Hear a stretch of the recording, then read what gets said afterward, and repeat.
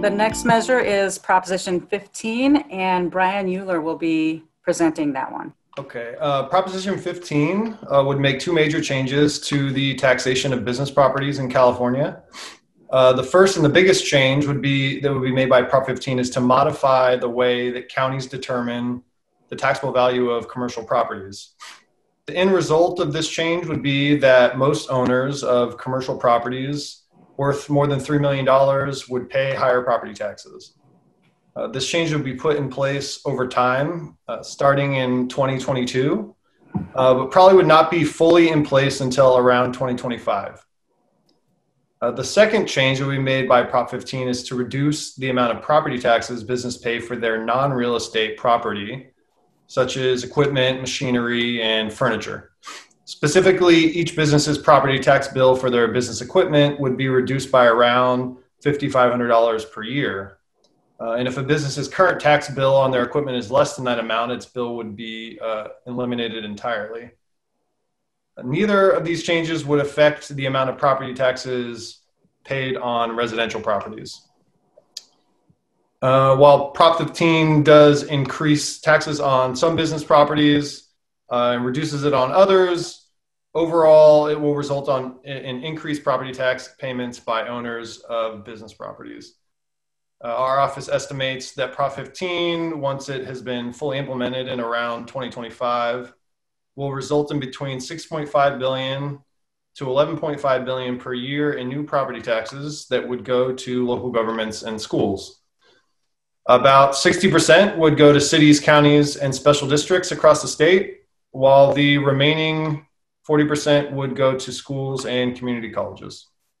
Okay, so this measure is essentially, if you probably everyone knows Prop 13, even if you weren't around in 1978 when it passed. It's the property tax initiative that's had a huge impact on the state since then. So this is called the split roll, which is splitting off the property taxes from individual homes and the business property taxes.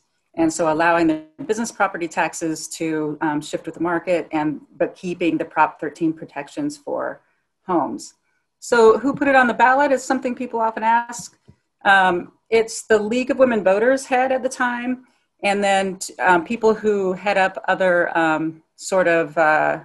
community engagement and activist organizations. It's something that's been talked about for many years and as a way of changing some of the effects of Prop 13. So we have the Democratic Party and the Green Party and the Peace and Freedom Party in support. The Republican Party and Libertarian Party are against. And then we have a whole group of organizations in support, including the Sierra Club, the League of Women Voters, the ACLU, the Nurses Association again. Dolores Huerta as an individual is in favor of it, teachers, nurses, etc. And then in opposition, we have business organizations, of course, and taxpayers organizations. An interesting thing about the NAACP thing that you'll see come up a lot, sometimes in a place that you wouldn't expect to see the NAACP. The head of that organization, the statewide organization, is Alice Huffman. And she, in addition to being the head of the statewide NAACP, has a consulting firm. And many of these ballot measure committees have paid money to her consulting firm. So take that as you may. On the endorsements for the media, we have the San Francisco Chronicle, LA Times, and La Opinion on support. And then opposition, we have a number of other newspapers across the state, Northern and Southern California, including the Mercury News. And then the funding here, we have on the yes side, Chan Zuckerberg, that's the Zuckerberg you think it is, Teachers Association, unions especially, and then we have business organizations on the no side, unsurprisingly, because they would pay additional taxes. And this one's neck and neck. You've actually got really close funding, and that's pretty unusual. That means you'll end up seeing ads for both sides on this one, which isn't the case with some of these. Okay, some questions. Is farmland considered commercial industrial property under this initiative? No. Wow, that was succinct. Thank you. Who's overseeing the funding allocation? Counties are constitutionally charged with allocating property tax revenues, and that they would also be in charge of allocating these dollars as well.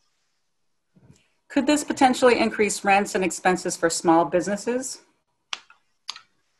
I think the measure could have a variety of effects on costs for small businesses. I think some small businesses could see some increased costs from taxes or rent. Some, it could be neutral. Some could achieve either tax or other savings under the measure. I think it's not possible to make kind of a generalized statement.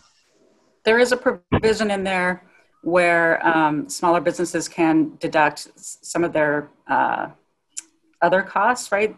Some of their business furniture and so forth, or their equipment.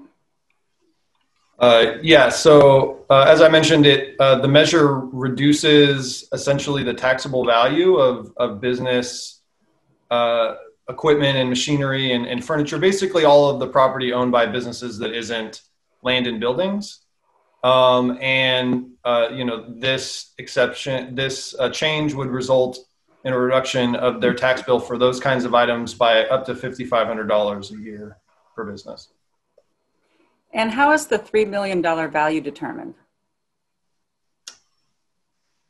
I'm not sure I know what that question means, but I think... yeah, so is it all of the property that they own or other things that add up to that $3 million?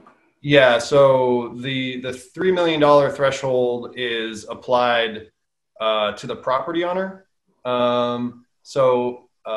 If I owned $2 million, if I owned 3 properties that total $2 million, none of them would be included in this. If I owned 3 properties that totaled $4 million, even if none of them were individually worth $3 million or more, they would be subject to the changes under this measure.